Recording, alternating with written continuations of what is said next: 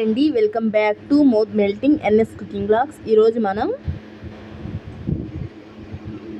ఉల్లిపాయ గట్టి పకోడీ ఎలా తయారు చేసుకోవాలో చూద్దాం. ముందుగా 1/2 kg ఆనియన్స్ని ఈ విధంగా తొక్క తీసి ముక్కలుగా కట్ చేసుకోవాలి. మనం బిర్యానీకి కట్ చేసుకుంటాం కదండి, అంత సన్నగా అవసరం లేదు, కొంచెం లావుగానే కట్ చేసుకోవాలి. మరీ లావుగా కాదు, మరీ సన్నగా కాదు.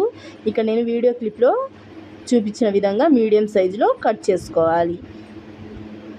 చూశారు కదా, ఇదే విధంగా అన్నిటినీ కట్ చేసుకోవాలి. ఇదే ప్రాసెస్లో నేను ఇక్కడ చూపించబోయే ప్రాసెస్లో కనుక మీరు ఈ పకోడీ కనుక చేశారంటే పర్ఫెక్ట్గా తిన్నవారు మిమ్మల్ని మెచ్చుకోకుండా ఉండలేరండి, అంత బాగా ఉంటాయి.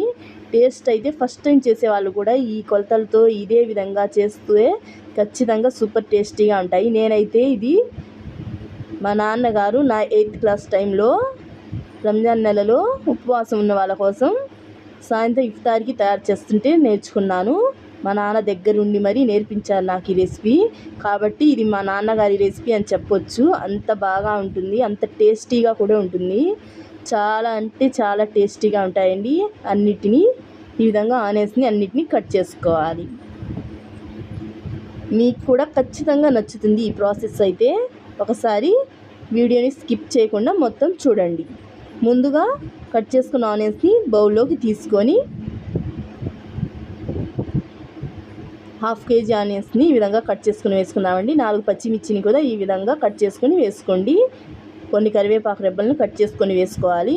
అందులోనే 1 టీ స్పూన్ అల్లం వెల్లిగడ్డ పేస్టు, 1 స్పూన్ కారం, 1/2 స్పూన్ పసుపు, టేస్ట్కి సరిపడినంత సాల్ట్ వేసుకొని అందులోనే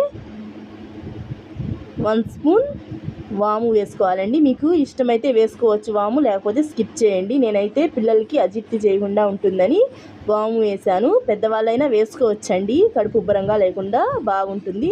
వీటన్నిటిని బాగా ప్రెస్ చేస్తూ కలపాలి. అది వచ్చే వాటర్తోనే మనం పిండిని కలుపుకోవాలి. నేనైతే 3 కప్పుల పిండిని వేసి కలుపుతున్నాను. మొత్తం ఈ విధంగా ప్రెస్ చేస్తూ కలిపితే మనకు ఆనియన్స్ నుండి వచ్చే వాటర్ సరిపోతాయి. మీకు ఒకవేళ సరిపోతే 2-3 టీ స్పూన్ల వాటర్ వేసుకొని ఈ విధంగా పిండిని కలుపుకోండి. దీన్ని పక్కన పెట్టి ఆయిల్ హీట్ చేసుకొని, బాగా హీట్ అయిన ఆయిల్లో మాత్రమే వేయాలండి. లైట్గా హీట్ అయితే వేస్తే ఆయిల్ పీల్చుకుంటాయి. అలా కాకుండా బాగా ఆయిల్ హీట్ అయిన తర్వాత మాత్రమే వేయాలి. గుర్తుపెట్టుకోండి, ఖచ్చితంగా ఆయిల్ అయితే బాగా హీట్ అవ్వాలి. ఇప్పుడు బాగా హీట్ అయిన ఆయిల్లో ఈ విధంగా వేసుకోవాలి పకోడీలను. మొత్తం ఉంటలుగా కాకుండా చేత్తో ప్రెస్ చేస్తూ విడివిడిగా వేసుకుంటే పైన క్రిస్పీగా లోపల సాఫ్ట్గా భలే వస్తాయండి పకోడీలు అయితే. గట్టి పకోడీ పైన క్రిస్పీగా లోపల సాఫ్ట్గా ఉండాలండి. గట్టి పకోడీ అంటే గట్టిగా ఉంటే అది గట్టి పకోడీ అవ్వదండి. పైన క్రిస్పీగా ఉండాలి, లోపల సాఫ్ట్గా ఉండాలి, అప్పుడు మాత్రమే అది గట్టి పకోడీ అవుతుంది. అంతే అండి, సింపుల్ అండ్ టేస్టీ ఉల్లిపాయ గట్టి పకోడీ రెడీ. మీకు ఈ వీడియో నచ్చితే please do subscribe, share, like. మన ఛానల్ని సబ్స్క్రైబ్ చేసుకోండి అండి మరిన్ని వీడియోల కోసం.